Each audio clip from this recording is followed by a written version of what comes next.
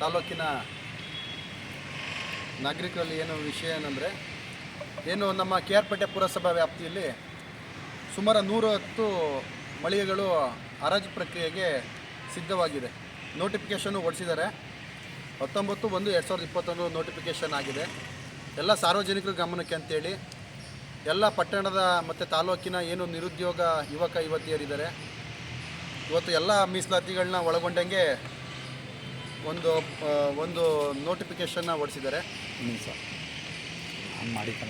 Notification ಹೊರಡಿಸಿದ್ದಾರೆ.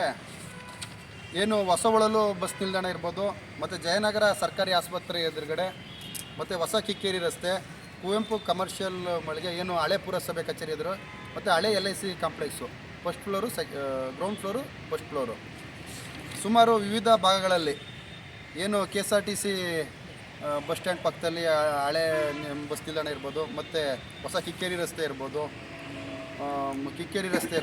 ಈ ಥರ ಸುಮಾರು ವಿವಿಧ ಭಾಗಗಳಲ್ಲಿ ಪಟ್ಟಣದ ವಿವಿಧ ಭಾಗಗಳಲ್ಲಿ 110 ಮಳಿಗೆಗಳನ್ನ ಪುರಸಭಾ ಪುರಸಭೆ ಅಧಿಕಾರಿಗಳು ಮತ್ತು ಪುರಸಭೆ ಇಲಾಖೆ ವ್ಯಾಪ್ತಿ ಇದೆ, ಅವರು 110 ಮಳಿಗೆಗಳನ್ನ ಹರಾಜು ಪ್ರಕ್ರಿಯೆಗೆ ಆನ್ಲೈನ್ ಮುಖಾಂತರ ಹರಾಜು ಪ್ರಕ್ರಿಯೆ ಕರೆದಿದ್ದಾರೆ. ಇದೇ ತಿಂಗಳು 17ನೇ ತಾರೀಕು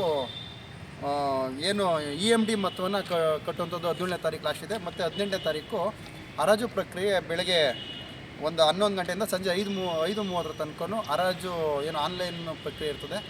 ಆನ್ಲೈನ್ ಪ್ರಕ್ರಿಯೆ ಪ್ರಕಾರ ನಿಯಮಾನುಸಾರ ಹರಾಜು ಪ್ರಕ್ರಿಯೆಗೆ ಎಲ್ಲ ಸಾರ್ವಜನಿಕರು ಪಾಲ್ಗೊಳ್ಕೋಬೋದು. ಇದೇನೆಂದರೆ ಸುಮಾರು ಹಲವಾರು ವರ್ಷಗಳಿಂದ ಈ ಹರಾಜು ಪ್ರಕ್ರಿಯೆ ನಡೆದಿರಲಿಲ್ಲ.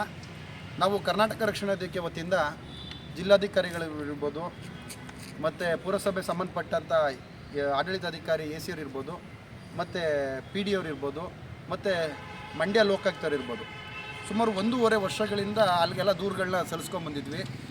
ಕೃಷ್ಣರಾಜಪೇಟೆ ಪಟ್ಟಣದಲ್ಲಿರುವಂಥ ವಾಣಿಜ್ಯ ಮಳಿಗೆಗಳು ಹಲವಾರು ವರ್ಷಗಳಿಂದ ಅಲ್ಲಿ ಹರಾಜು ಪ್ರಕ್ರಿಯೆ ಆಗಿಲ್ಲ.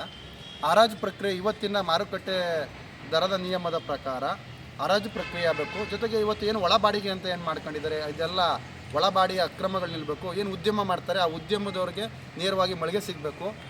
ಆ ಮಳಿಗೆ ಸಿಕ್ತಂಥವ್ರು ನೇರವಾಗಿ ಪುರಸಭೆ ಬಾಡಿಗೆ ಕಟ್ಟಿದ್ರೆ ಹೆಚ್ಚು ಇವತ್ತಿನ ನಿಯಮದ ಪ್ರಕಾರ ಇವತ್ತು ಮಾರುಕಟ್ಟೆ ಅನುಸಾರ ಬರುತ್ತೆ ಅಂತೇಳಿ ಸಂಬಂಧಪಟ್ಟ ಅಧಿಕಾರಿಗಳಿಗೆ ಗಮನ ಸೆಳೆಯುವಂಥದ್ದನ್ನ ಹಲವಾರು ದಿನಗಳಿಂದ ಮಾಡ್ಕೊಂಡಿದ್ವಿ.